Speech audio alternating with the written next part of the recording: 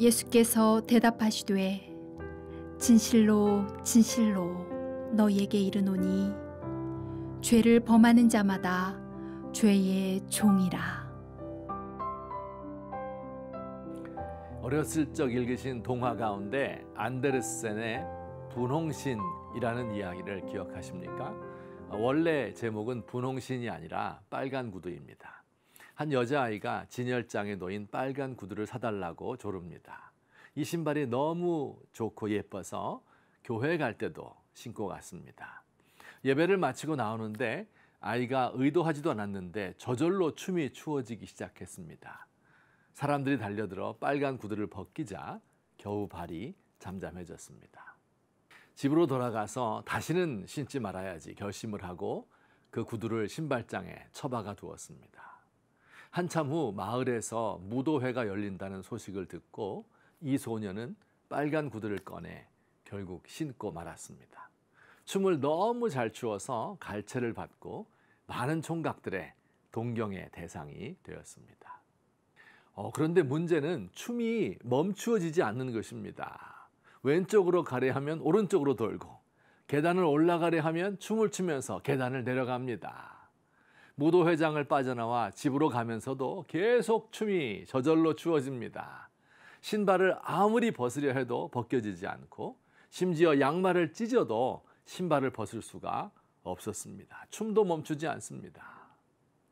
며칠이 지났을까요? 계속해서 춤을 추며 넓은 평야 한가운데 오막살이 집 한 채가 있는 곳까지 왔습니다. 이 집에는 사형수의 목을 치는 사람이 살고 있었는데 창문을 두드리며 그에게 도움을 구하였습니다. 빨간 구두를 신고 있는 내 발을 잘라주세요. 이 머리를 베는 사람은 도끼로 그녀의 발을 신발과 함께 잘랐습니다. 그런데 빨간 구두를 신은 발은 죽지 않고 작은 발을 단 채 계속 춤을 추면서 숲속으로 사라졌다는 이야기입니다. 이 동화들 가운데 잔혹동화가 있는데 분홍신은 그중 최고입니다. 처음에는 여자아이가 구두를 신고 춤을 추지만 나중에는 구두가 춤을 추고 여자아이는 따라갈 수밖에 없습니다. 멈추려면 발을 자르는 수밖에 없습니다. 이 동화 분홍신은 사람이 죄 짓는 과정을 잘 묘사하고 있습니다. 처음에는 내 의지로 죄를 선택하는 것 같습니다. 그런데 잠시 후 죄의 세력이 커져서 죄가 죄를 낳고 마침내는 죄가 나의 모든 삶을 지배하게 됩니다.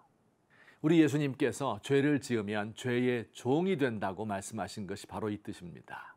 예수께서 대답하시되 진실로 진실로 너희에게 이르노니 죄를 범하는 자마다 죄의 종이라.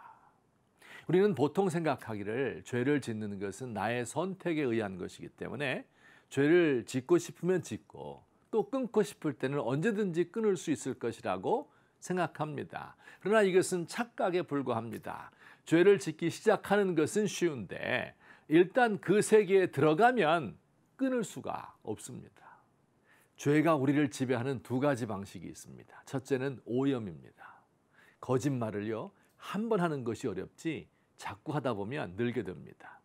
마침내 죄를 즐거워하고 죄를 짓는 것이 짜릿한 쾌감을 주기도 합니다. 결국 중독이 되어서 끊을래야 끊을 수가 없게 됩니다. 죄가 나의 몸과 영혼에 자리 잡아 떠나지 않는 것입니다. 죄가 한 사람을 지배할 뿐 아니라 한 사회 안에서 죄가 만연한 경우도 있습니다. 과일이 썩어서 먹지 못하는 것처럼, 고인물이 썩어서 물고기가 살지 못하는 것처럼 타락한 사회, 썩은 세상이 됩니다. 자정 능력이 없어진 사회에 남은 길은 멸망밖에 없습니다.